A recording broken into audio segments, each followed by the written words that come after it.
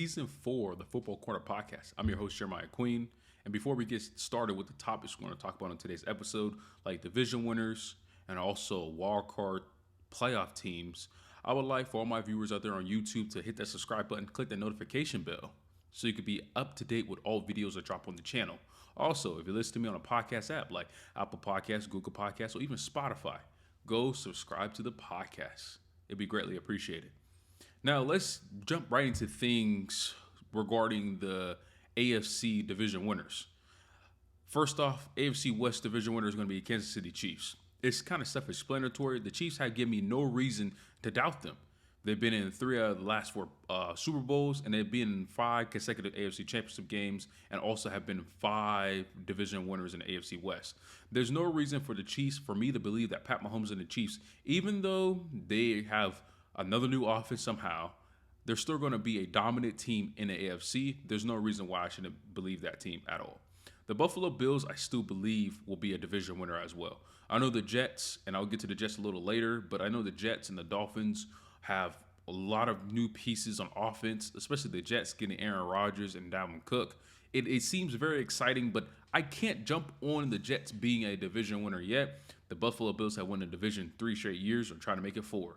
The AFC South is probably the weakest division in the AFC by far. You got 2 rookie quarterbacks starting, C.J. Stroud and Anthony Richardson for the Colts, who be started. And one team I would not count out in the AFC South is the Tennessee Titans. They have Mike Vrabel is probably one of the better head coaches in the NFL, let alone being probably the 3rd best coach or 4th best coach in the AFC conference in general. I think Mike Vrabel will get this team prepared to play and be a very competitive team in the AFC. But for the AFC South, I'm picking the Jaguars. The Jaguars are on the team on the rise. They have a potential of being a 10 to 12 win team this season, especially with the additions of having Calvin Ridley on offense. He is going to be very impactful for Trevor Lawrence's development in year 3. Now, the last division, probably the most stacked division in the AFC is the AFC North, by far. I have the Ravens winning the division, and I don't understand all you Bengals fans, okay? Y'all got at me when I made a video about this earlier on social media, okay? I believe in the Bengals. It's not that I don't believe in the Bengals. I just think the Ravens are a better team. And I kind of broke it down to you like this. When Lamar Jackson's healthy, back-to-back seasons in 2021 and 2022, when he was a healthy quarterback before the injury, he was leading the division twice. And his head-to-head matchups record against Joe Burrow is 2-1. Okay, in 3 games he played against Joe Burrow, he has won 2 of them. What makes you think that if Lamar Jackson stays fully healthy this season, that he won't be a division winner and the Ravens won't win the AFC North? I still believe the Bengals are a really good team, but I just can't have them being a division winner. And also, Joe Burrow has a calf strain, and it's going to be very impactful because they played 2 division opponents in the first 2 weeks of the season, with week 1 being against the Cleveland Browns. So if Joe Burrow cannot start week 1, it will be an issue for the Bengals trying to win that division with having possibly 2 division losses on their resume. Now, the wildcard teams.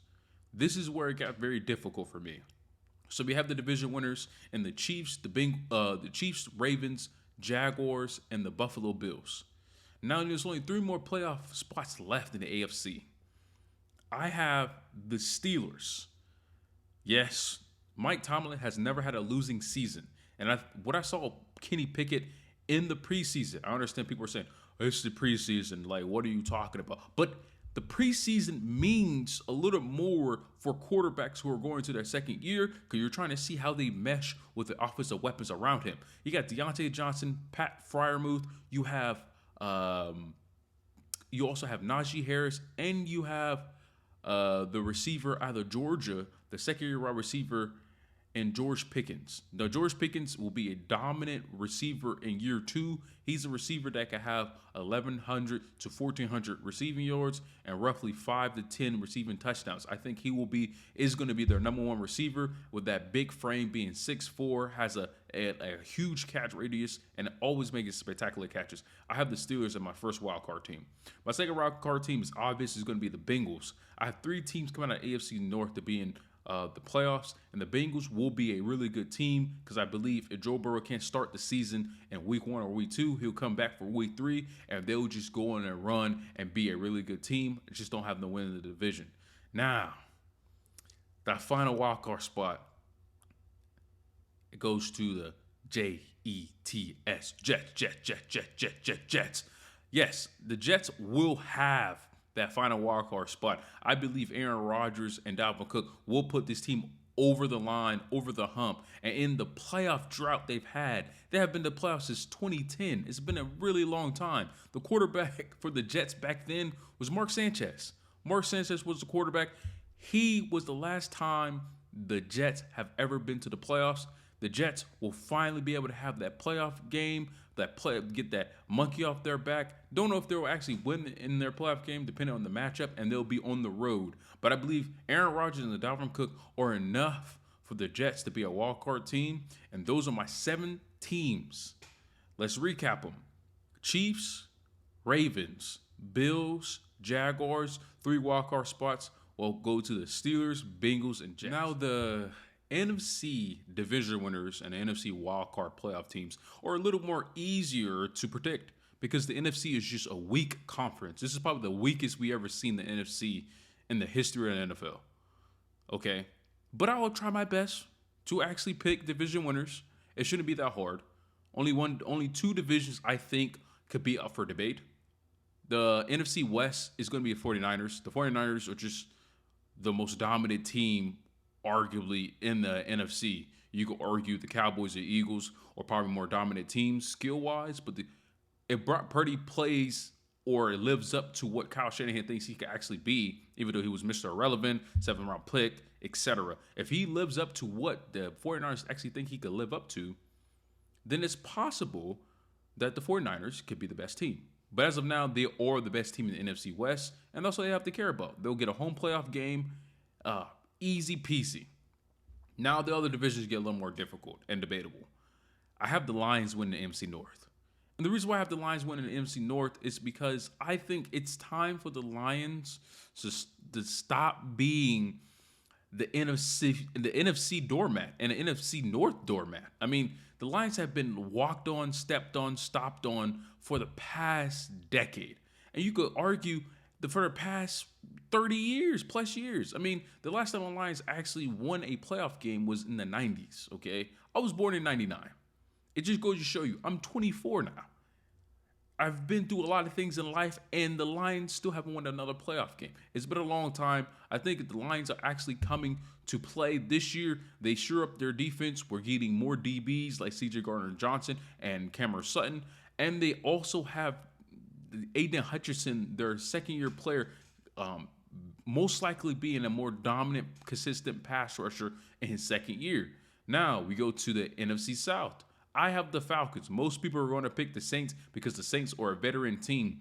I think Arthur Smith have built their team in the last 3 years in the draft and free agency for them for this year. They finally got the quarterback they actually believe in, Desmond Ridder. Most people don't believe in him. I think this guy just don't need to make mistakes for the Falcons to actually be a good team. You have Bijan in the backfield. You have Tyler Algier, who as a rookie had over 1,000 yards. And you still have Cordell Patterson, who has converted from a wide receiver to a running back and had 1,000 yards just a couple of seasons ago.